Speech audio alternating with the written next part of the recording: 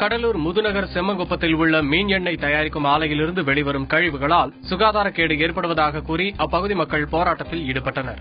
இதில் கால்மார்க்ஸ் என்பவர் மீது வழக்கு பதிவு செய்யப்பட்டதாகவும் இதனால் அச்சமடைந்து அவர் தன் வீட்டில் தூக்கு போட்டு தற்கொலை செய்து கொண்டதாகவும் கூறப்படுகிறது.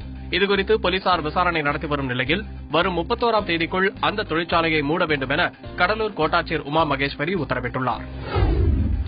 திருச்செந்தூர் அருகே காதல் திருமணம் செய்த இளம்பெண் உயிரிழந்த விவகாரத்தில் மர்மம் இருப்பதாக கூறி அவரது உறவினர்கள் தூத்துக்குடி திருச்செந்தூர் சாலையில் மறியலில் ஈடுபட்டனர்.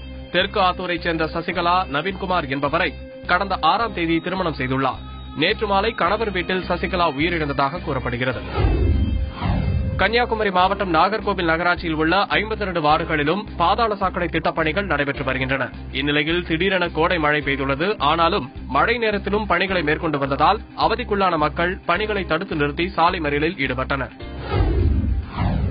விழுப்புரம் மாவட்டத்தில் வங்கிகளின் மேலாளர் பெயரை கூறி வாடிக்கையாளர்களிடம் ஏடிஎம் பின் நம்பர், வங்கி கணக்கு எண்ணை பெற்று ஆன்லைன் மூலம் பண மோசடி நடைபெறுவதாக காவல்துறை கண்காணிப்பாளர் அலுவலகத்தில் ஓய்வு பெற்ற ஆசிரியை ஒருவர் புகார் அளித்துள்ளார்.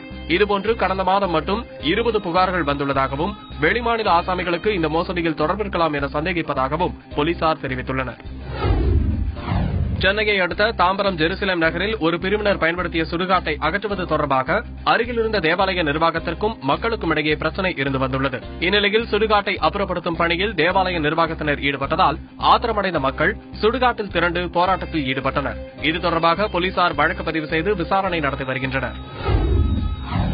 மலைகளின் இளவரசி என்று அழைக்கப்படும் கொடைக்கானலில் தனியார் காடுகள் மற்றும் வனப்பகுதிகளில் காட்டுத்தீ கொழுந்துவிட்டு எரிந்து வருகிறது. இதனால் பிஎல்செட், அருவிக்கோடு உள்ளிட்ட பகுதிகள் முழுவதும் புகைமண்டலமாக காட்சியளிக்கிறது. தீயை கட்டுப்படுத்த பொதுமக்கள் உதவியுடன் வனத்துறையினர் தீவிரமாக போராடி வருகின்றனர்.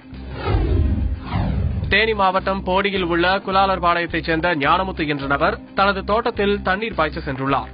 அப்போது அந்த பகுதியில் சுற்றித் திரிந்த காட்டு மாடு அவரை முட்டியதில் அவர் சம்பவ இடத்திலேயே உயிரிழந்துள்ளார்.